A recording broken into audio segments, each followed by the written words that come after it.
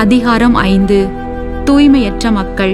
ஆண்டவர் மோசேயிடம் கூறியது: தொழுநோயர், வெட்டையுள்ளோர், பிணத்தால் தீட்டுப்பட்டோர் ஆகிய அனைவரையும் பாளையத்திற்கு புறம்பாக்குமாறு இஸ்ரேல் மக்களுக்கு கட்டளையிடு. மக்களிடையே நான் தங்கியிருக்கும் பாளையத்தை அவர்கள் தீட்டுப்படுத்தி விடாதபடி ஆணாயினும் சரி பெண்ணாயினும் சரி அவர்களை பாளையத்திற்கு புறம்பாக்கி விடுங்கள்.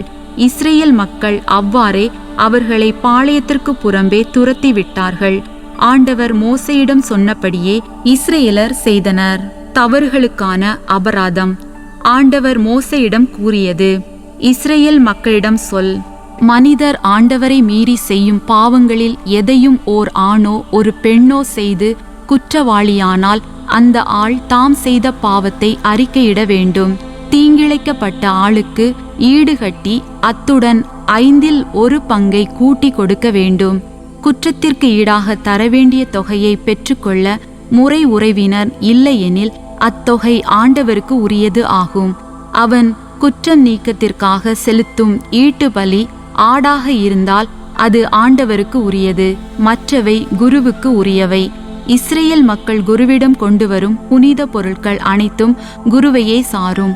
ஒவ்வொரு மனிதனின் புனித பொருட்களும் அவனுக்கே உரியவை, ஆனால் அவன் குருவுக்கு கொடுப்பது குருவையே சாரும். மனைவியரை ஐயுறும் கணவர்களின் வழக்குகள். மேலும் ஆண்டவர் மோசேயிடம் கூறியது: இஸ்ரேல் மக்களிடம் சொல், ஒருவனுடைய மனைவி நெறி தவறி வேறு ஒருவனோடு உடலுறவு கொண்டு கணவனுக்கு நம்பிக்கை துரோகம் செய்கிறாள் என கொள்வோம்.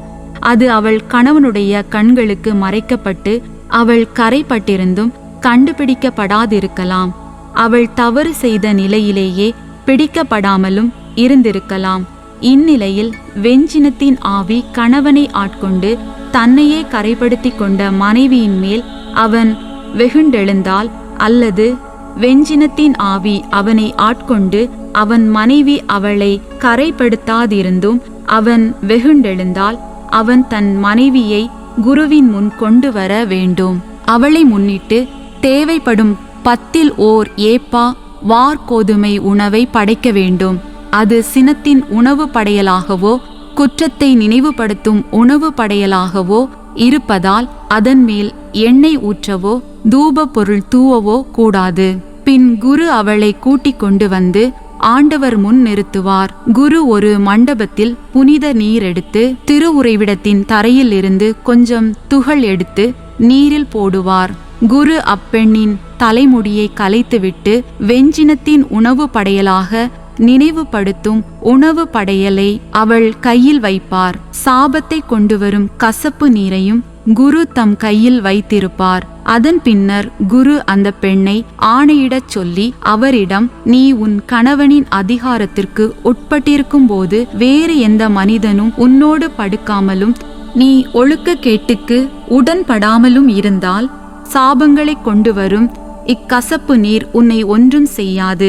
ஆனால் நீ உன் கணவனின் அதிகாரத்துக்கு உட்பட்டிருந்தும் நெறி தவறி உன்னையே கரைப்படுத்தி உன் கணவனை தவிர வேறொருவன் உன்னோடு படுத்திருக்க உடன்பட்டிருந்தால் குரு அப்பெண்ணை சாப ஆணை இட சொல்லி அவளிடம், ஆண்டவர் உன் தொடைகள் அழுகி விழவும் உன் வயிறு வீங்கவும் செய்து மக்களிடையே உன்னை ஒரு சாபமாகவும் கேடாகவும் ஆக்குவார். சாபத்தை கொண்டு வரும் இந்த நீர் உன் குடல்களில் இறங்கி உன் வயிற்றை வீங்க செய்து உன் தொடைகளை அழுகிவிழ செய்யட்டும் என்பார். அதற்கு அப்பெண் ஆமேன் ஆமேன் என்பாள். பின்னர் குரு இச்சாபங்களை ஓர் ஏட்டில் எழுதி கசப்பு நீரால் அவற்றை அழித்து விடுவார். சாபத்தை கொண்டு வரும் அக்கசப்பு நீரை அவர் அந்த பெண் குடிக்குமாறு செய்வார். சாபத்தை கொண்டு வரும் அந்நீர் அவளுக்குள் சென்று கொடிய வேதனையை உண்டாக்கும். குரு வெஞ்சினத்தின் உணவு படையலை பெண்ணின் கையிலிருந்து வாங்கி அதை ஆண்டவர் முன்னிலையில் ஆரத்தியாக காட்டி பலிபீடத்திற்கு கொண்டு வருவார். குரு அந்த உணவு படையலிலிருந்து அதன் நினைவு பகுதியாக ஒரு கைப்பிடி எடுத்து அதனை பீடத்தின் மேல் எரித்து விடுவார். இறுதியாக அவர் அந்நீரை அந்த பெண் குடிக்குமாறு செய்வார். அவள் அந்நீரை குடிக்கும்போது அவள் உண்மையிலேயே தன்னை கரைப்படுத்தி தன் கணவனுக்கு நம்பிக்கை துரோகம் செய்திருந்தால் சாபத்தை கொண்டு வரும் நீர் அவளுக்குள் போய் கொடிய வேதனையை உண்டாக்கும். அவளது வயிறு வீங்கி தொடைகள் அழுகி விழும். அவள் தன் மக்களிடையே ஒரு சாபமாக இருப்பாள். ஆனால் அப்பெண் கரைபடாது தூயவளாய் இருந்தால் அவளுக்கு ஒரு கேடும் வராது. அவள் பிள்ளை பேறு பெறுவாள். வெஞ்சினம் பற்றிய சட்டம் பின்வருமாறு: ஒரு மனைவி தன் கணவனின் அதிகாரத்திற்கு உட்பட்டிருந்தும் நெறி தவறி தன்னையே கரைப்படுத்தியிருந்தால், அல்லது வெஞ்சினத்தின் ஆவி ஒரு மனிதன் மேல் வந்து அவன் தன் மனைவி மேல் வெகுண்டெழுந்தால், அவன் அவளை ஆண்டவர் திருமுன் நிறுத்துவான். குரு இச்சட்டத்தையெல்லாம் அவளிடம் செயல்படுத்துவார். ஆடவன் குற்றப்பழி அற்றவனாவான், பெண்ணோ குற்றப்பழியை சுமப்பாள்.